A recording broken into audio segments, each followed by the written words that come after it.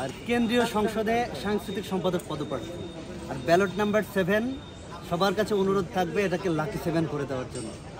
আপনি এই উদ্যোগটি কেন নিলেন? গান গাওয়ার এই উদ্যোগটি কেন নিলেন?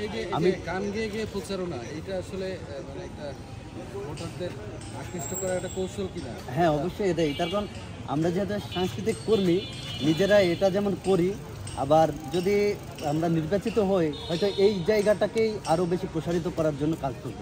আর এটা যেন ভোটারদের কাছে আকৃষ্ট হয় এবং সহজে বুঝতে সুবিধা হয়। তার কারণ হয়তো অনেকেই লিফলেট দিচ্ছি বা হয়তো নামটা বলছি অথবা ব্যালট নাম্বারটা বলছি, আর এই প্রচারণার কারণে তারা হয়তো সহজে এটা কানেক্ট করতে পারে।